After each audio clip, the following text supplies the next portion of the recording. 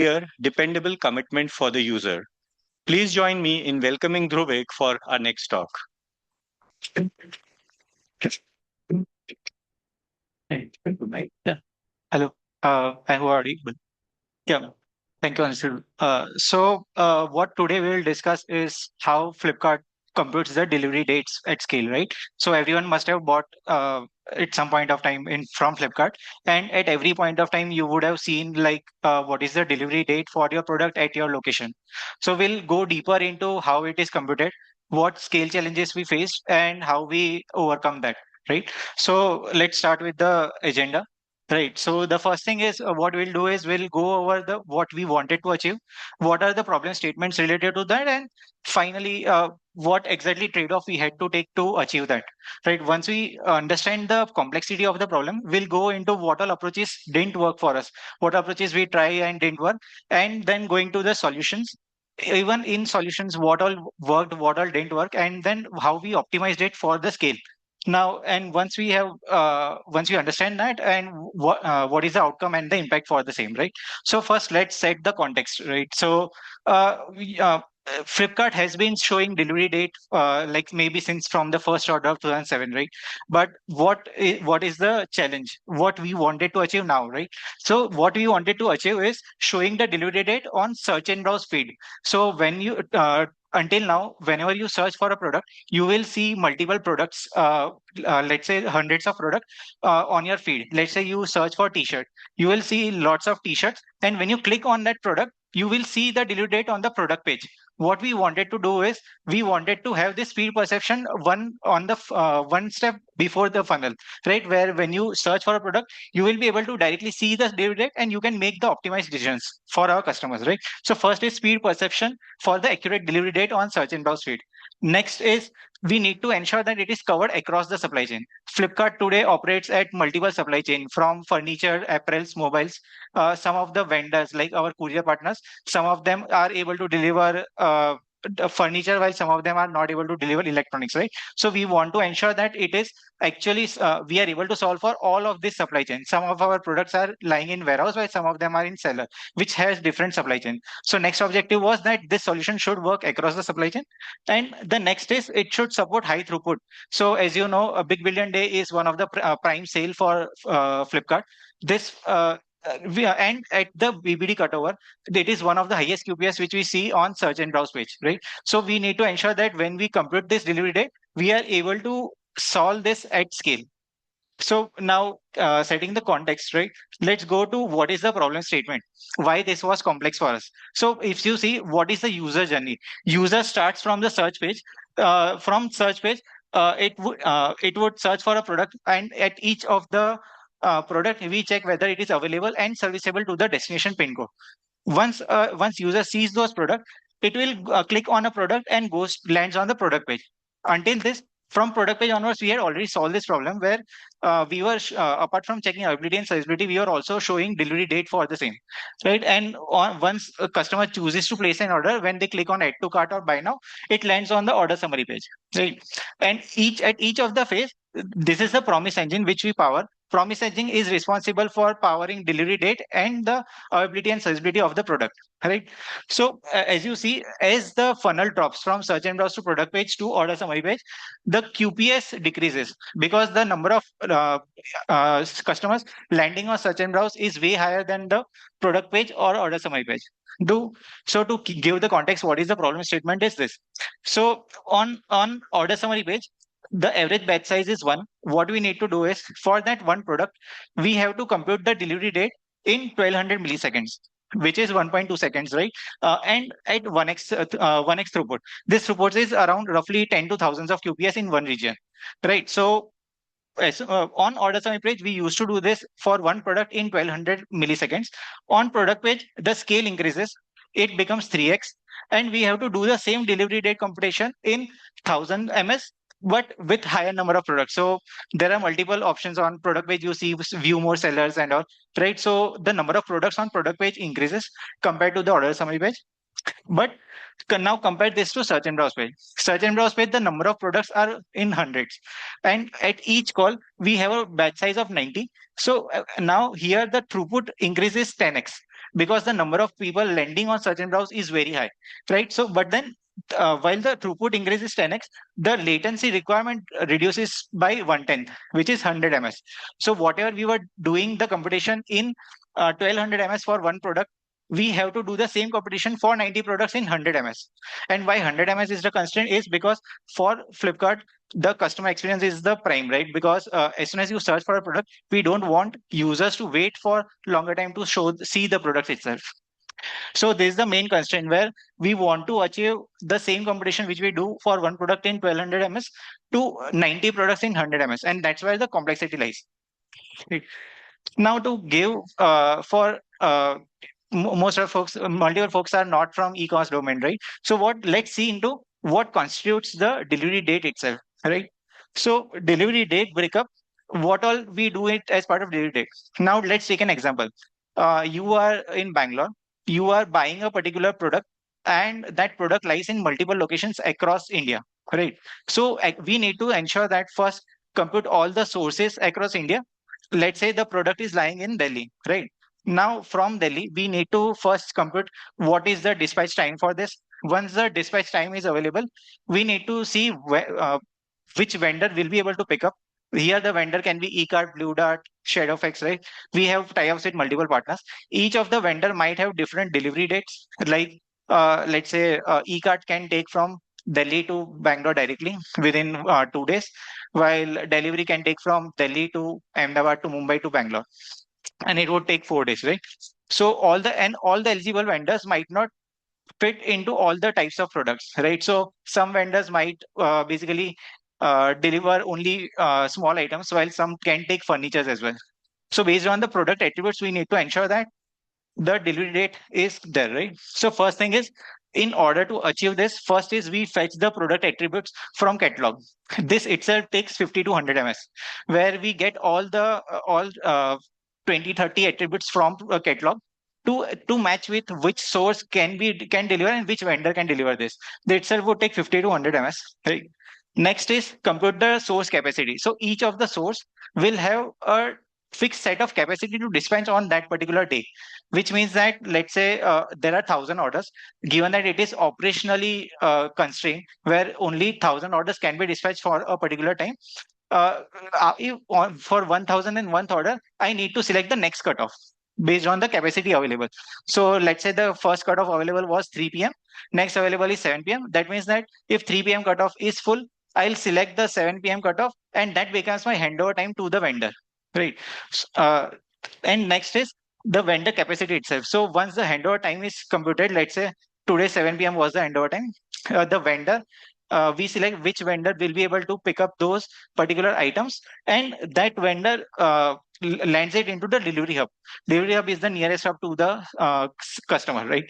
So delivery hub is where the capacity again is a constraint, because a particular delivery hub can deliver X amount of items in a day. So for like say 100 items can be delivered in a day. For the 101 item, I need to select the date of the next day, even though it has landed on the delivery date, right? So this total itself goes to roughly 400 ms, while we have to do this entire computation in 100 ms itself on such and browse rate at scale. So we started discussing on what all options we have, right? Say we worked with business team, product team, that what trade-offs we can take in order to reduce these compressions. So the first trade-off which we took was, before going there, the next is previous approaches which we do. So what all options we have? One is assuming that there is no spillage. Spillage means whenever I am delivering, I will be able to dispatch today itself, and the vendor will be able to deliver today itself. Now, this computation without capacity lookup was very quick, and we were able to achieve this within 100 ms itself. But what broke is the accuracy during sale days. While in BAU, we are able to dispatch on the same day.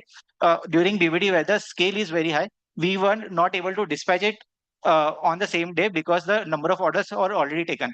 So what resulted in is we were able to reduce the latency, but the accuracy of the data dropped by 20%, dropped to 20% during sale days.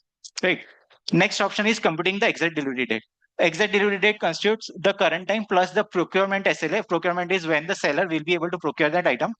The procurement SLA plus the source capacity when the dispatch can happen, and finding the handover time for that particular source. On that handover time, getting the vendor SLA from source to the customer destination, and from that, post that, the vendor specific days, capacity days of on that particular day. So this is the exact delivery date. If we started computing this exact delivery date on search and browse, but at the scale of 90 batch size, we are not like going beyond 1000 ms. So this also was not feasible for us. And the last step was, can we do caching? We started looking at options that can we do offline caching itself, right? Offline caching means for a given product cross pin code, I can just cache that the delivery date, right? So what we did was we created that entire offline pipeline to store the delivery date for a particular product and a particular pin code, and this is the delivery date. But consider this thing: Flipkart operates a billion plus products. Now, whenever a particular capacity at a source changes, that means that I have to update the due date for all the products on that particular source. So a warehouse which is in Delhi, which is very big, which contains millions of products, I have to update the due date for all of them. So caching also didn't work for us because the right updates itself were very high. So as I mentioned earlier, we started discussing with business team on what all optimizations we can do. In Can we take some trade-off there where the delivery date is approximate and not exact, right? Because our exact delivery date doesn't fit our latency constraint.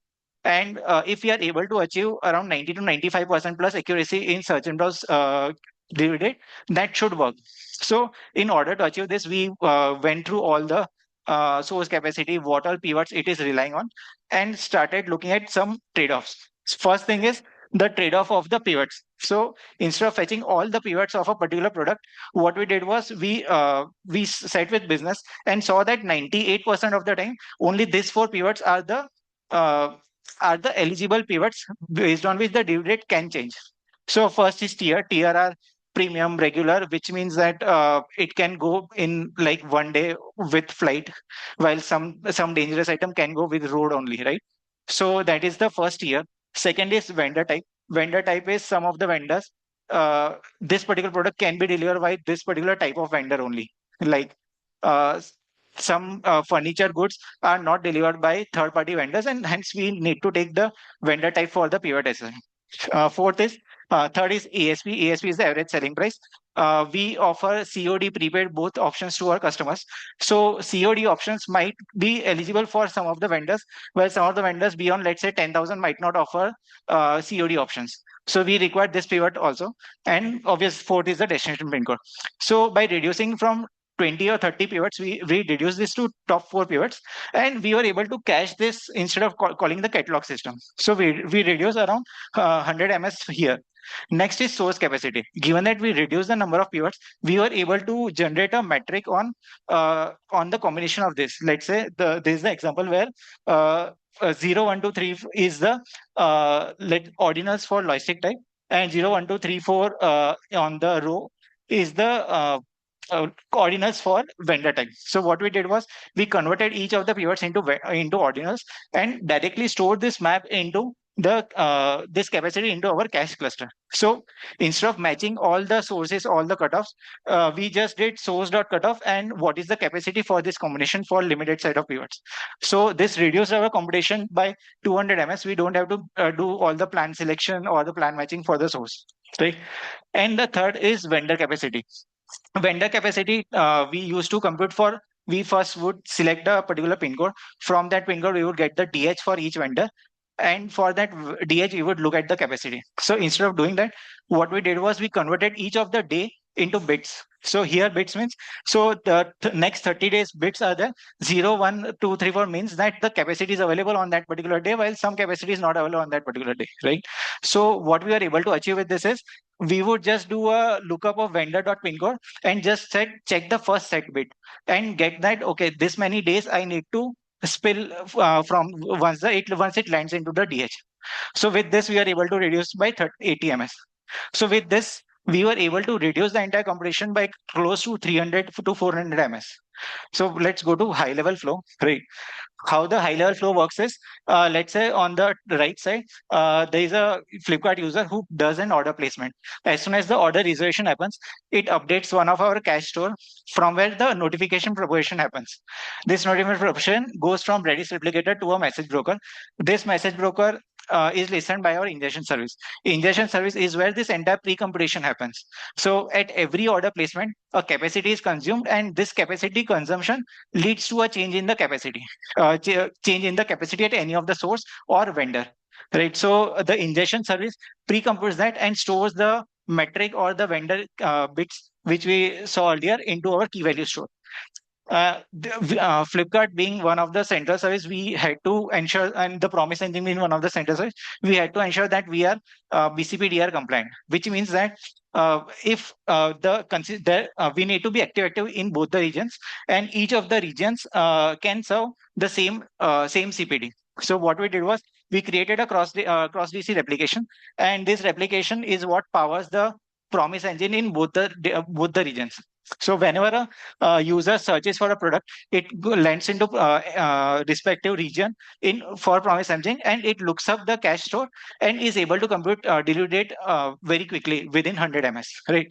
For key value store, we use Aerospike, which provides the for XDR out of the box. Right.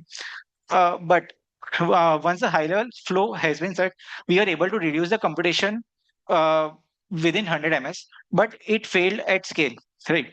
Why it failed at scale is because of the bandwidth constraint. We were able to scale only till 2x of the bandwidth, 2x of BAU network, because the amount of data which was transferred over the network was very huge. So you can understand that the entire metric of the pivot combination of source capacity was transferred from the Aerospike node to our app cluster. The computation happens, and then it was shown to the customer, right? So uh, now our next requirement was how we can reduce the entire bandwidth utilization, how we can reduce the payload size itself, right? In order to do that, what we realized was we do not require one is exact capacity count, and instead now given that we don't require exact capacity count, we just need that whether a capacity is available or not. We moved it again to the bit construct, right, where the each bit represents the combination of the particular pivot. So these are, let's say there are 4 tiers, 5 logistic type. Each bit represents the at this particular tier, this particular logistic type, whether the capacity is available or not. By doing this, what we are able to achieve is we are over the network. We, instead of passing entire metric, we were just passing a long integer. This entire bit is converted into a long integer and stored into our Aerospike cluster. So with this, we were able to reduce from 150 Mbps to less than 50 Mbps. Right. With bit encoding, we were able to reduce from 300 bytes to 8 bytes. There was a 70% reduction in our network bandwidth, and we were able to scale to 4x BAU, right? But our goal is 10x BAU. Again, there was a bottleneck in even with this optimization, the network bottleneck was there. And when we started debugging into like what is taking time, it was the network hop itself, right? The network latency itself is very high, that at the scale of 10x, it was not doing a network call itself is very expensive. So we started exploring how we can solve that. The obvious solve for not non-network is moving in memory, right? But in memory has its own challenges. In memory is one is the data size should be lower, because now you are storing the entire data in memory. That means your data size cannot exceed your JVM or heap size, right? Next is the quick change propagation. Promise runs at the scale at scale has hundreds of nodes in each region. Now, each node, if it is storing in memory, that any change should be provided to each of the pods. This means that uh, whenever there is an order placement happening, when and a update has come, it has to reach each of the node within a particular time and with very less propagation delay, right? Which provides us the consistent view across the pods. So, in order to do that, we started looking at our options, right? In order to reduce the data size, we were what we were able to do is we were able to encode the data, given that the logistic type is common across the sources, right? There are multiple pivots which are common across the sources. We were able to do variable length encoding and the dense encoding to convert the data into just ordinals and reduce the data size for that, right? And the next challenge is change propagation. Like how a single update can provide to hundreds of pods at very less delay, right? That's when we were exploring various options, and that's when came against Netflix Hollow.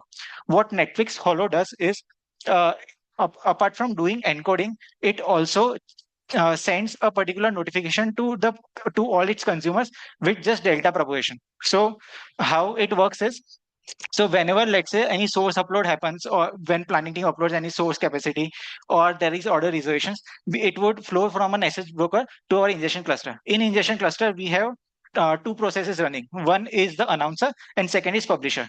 Publisher is responsible for identifying the delta from the previous current cache and the newer cache. And what it does is, instead of publishing the entire message, it would publish only the delta of that encoded message and store it into object store. For us, it was GCS, right? So it was very quick propagation because only the delta updates are published, and there is an announcer. Announcer would publish a version change for that particular cache. So on the serving layer, we have announcement watcher and consumer. Announcement watcher, what it does is, it just continuously monitors MySQL or any key value store where you are sending the version. If there is any version change, it would notify consumer, and consumer would fetch only the delta from the cloud storage. This ensures that the entire propagation happens very quick. Already it is encoded, and it is only delta, which means that the amount of data transferred over the network is very quick. With this, what we are able to achieve is, we were able to move out of entire our aerospike cluster. We were able to move it to in memory. Second is, we were able to send the notification to all like hundreds of pods. Third is, we were able to reduce the entire hardware utilization. We could have solved the network bandwidth issue by adding hardware, but instead of doing that, what we did was we moved it to in-memory cluster. And in-memory clusters not only saved us the network bandwidth, but also removed our entire cache cluster. And for this, we are able to scale to 10x of BAU. Right. So with both these optimizations, we were able to achieve 10x scale at within 100 ms. Now, next thing is, the which we started doing was understanding whether the delivery date which we computed with the approximations is correct or not. In order to do that, we built the observability around that. How the observability works is, every time a user lands on product page, we compute the delivery date for that, right? Assuming that the product page is source of truth for us, we would sample requests from product page, and we would send it into a central service, which is Litmus. It is a Java service. The role is simple. As soon as it gets the request, it would fetch the due date from product page and the newer API of search and browse, and compare what is the diff between the two. This by creating observability as from the start itself, we were able to ensure that any changes we do, we were able to quantify that, we were able to convince business that this is the accuracy and we can go live with this particular solution. We created it, it would dump into Elasticsearch, and the Kibana dashboard shows us what would be the diff percentage currently. So there's our dashboard. Like, with continuous feedback, we were able to see that 90% plus accuracy was achieved, and for next 4 days delivery, we were able to achieve 98 plus accuracy. So with this continuous feedback, we were able to convince business that the solution which we have built without adding any additional hardware would work for search and browse as well. So the impact for this, yeah. So with this, what we are able to achieve is, we reduce the entire computation latency from 1000 ms to 110 ms. We increase the accuracy, which was 20% when we were doing a quick computation, to 90 plus accuracy. Next is, we are able to scale till 10x of BAU. So we were able to scale this till the BBD cutover scale as well, where millions of users land on search and browse page at 12 a.m. During the BBD time, right? It is already live across the supply chains, warehouse, seller, large, large, non-large, etc. Right? And then we did all this without adding a bunch of hardware. Right? We were able to do this by optimizing the hardware utilization itself.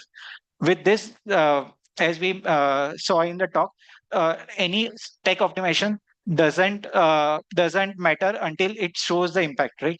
So with this, we were able to show delivery date on the discovery funnel itself. We were with this signal, we were able to do speed ranking based on the delivery date. Until now, the speed ranking were based on various other parameters. With this, we are able to use speed ranking for delivery date complete or for the speed results showing and for ranking, and then hence it increase our conversion from search and browse to product page.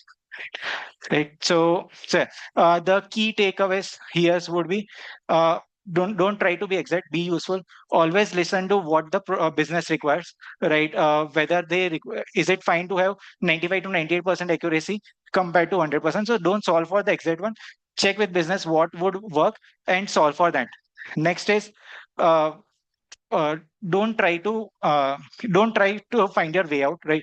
Adding extra hardware would have solved this problem, right? For us, like network bottleneck would have solved for us, but instead of finding the way out, we checked what is the bottleneck and try to fix that particular part instead of throwing extra hardware.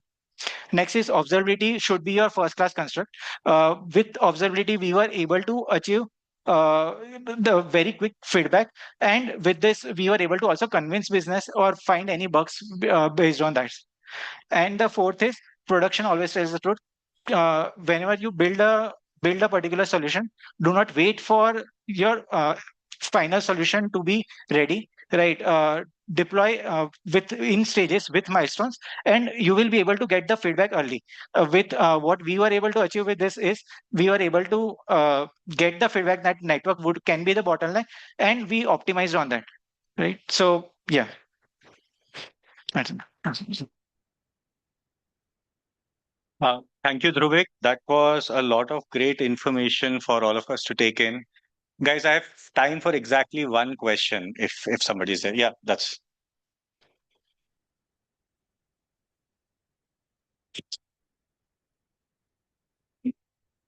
Uh, Hey, you talked about bandwidth constraints at the same time in coding. So, did you consider using some compression techniques like Snappy or LG4 instead of just using encoding?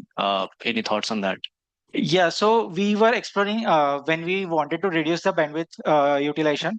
We started first explore encryption, but at the scale which Flipkart operates at 10x VAU, it would the decryption itself would have hit our CPU limits. So we wanted a solution where CPU wouldn't bottleneck. We would have solved the network bandwidth, but if the CPU became bottleneck, the latency again would have taken a hit. So we wanted a solution which would not spike up the CPU. So encoding decoding was just a bit manipulation, and it was very quick for us. Okay, thank you. thank you so much, Dhruvik. Yeah. Okay, thank you. Thank you. Thank you.